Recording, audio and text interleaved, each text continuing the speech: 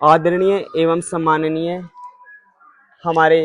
सभी डाक कर्मचारी साथियों को आपके अपने चैनल स्टडी पॉइंट आरसी की तरफ से हाथ जोड़कर प्रणाम। आदरणीय साथियों, जैसा कि आपको पता होगा, the postal and RMS cooperative bank limited के जो नवनियुक्त चेयरमैन आदरणीय श्री सचिन खरब जी हैं, उन्होंने 14 अगस्त 2024 को एक प्रस्ताव सभी के समक्ष पेश किया था और उस प्रस्ताव के अंदर 9 एजेंडे शामिल थे जो बिल्कुल सभी के समक्ष सभी कर्मचारियों को दिखा करके प्रदर्शित किए गए हैं। वहीं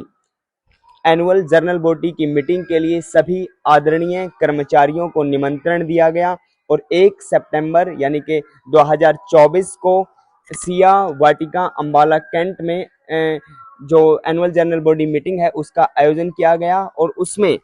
जम्मू कश्मीर, हिमाचल, पंजाब, हरियाणा और दिल्ली के बहुत से आदरणीय डाक कर्मचारियों, बीएसएनएल के 1200 से अधिक जो मेंबर्स थे, उन्होंने अपनी हिस्सेदारी दिखाई और उस मौके पर आदरणीय श्री सचिन खरब जी ने सभी के समक्ष जो बैंक की जो फैसिलिटी थी, जो उन्होंने अपनी नियुक्ति के बाद, चेयरमैन नियुक्त होने के बाद जो कार्य किए हैं, वो सभी बताए। इस मौके पर आदरणीय श्री सचिन खरब जी चेयरमैन के साथ भारतीय मजदूर संघ के सभी राज्यों से आए सेक्रेटरी, मंडल सेक्रेटरी यानी कि मंडल सचिव और परिमंडल सचिव शामिल थे, जिनमें हरियाणा के आदरणीय श्री सुमित जागलान जी और मंडल सचिव जो मल्टीटास्किंग स्टाफ हैं श्री जॉनी शर्मा जी और अन्य। तो इसमें हमने जो देखने को मिला है और जो हमें जो रिकॉर्ड हमने देखा है और जो हमें बताया गया है, जैसा कि जो बिल्कुल वेरीफाइड रिकॉर्ड है,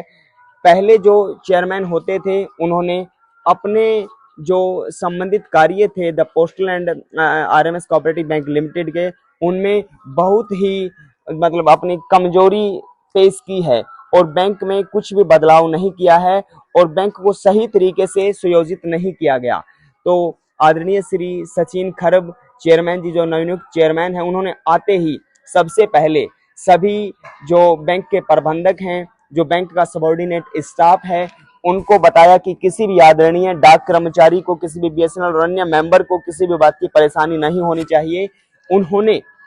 जो कॉल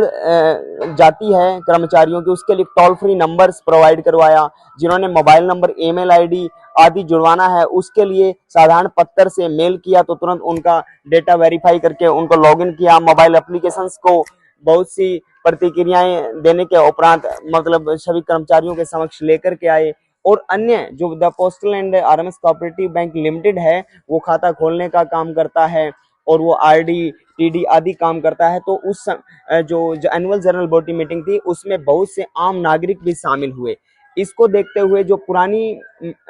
जो विपक्ष था, उस विपक्ष ने बिल्कुल भी वहां पर आने के बाद कोई भी अच्छी प्रतिक्रिया नहीं दी और कुछ ही मिनट में वहां से चले गए, क्योंकि उनके पास बताने के लिए शायद कुछ नहीं था जो हमें वहां से मौके पर देखने को मिला। और बताया जाता है कि जो ये बैंक है वो 1928 यानी कि 1928 से चला आ रहा है और ये परंपरागत विभाग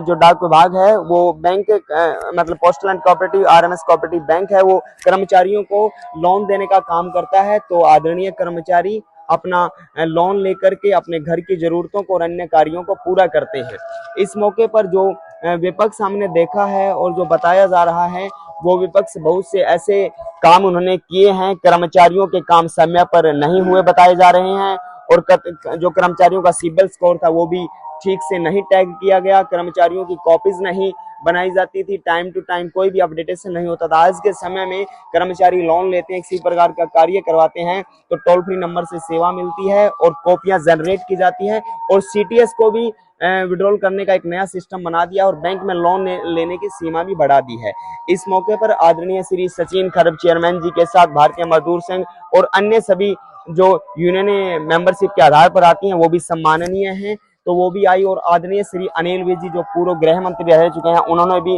जो बैंक में कार्य हैं उनको सराहा और आदरणीय सभी डाक कर्मचारियों को बधाई दी कि भविष्य में आदरणीय श्री सचिन खरब चेयरमैन जी बहुत से बदलाव करते रहेंगे और विपक्ष को भी इनसे कुछ सीखना चाहिए। जय हिंद, जय भारत।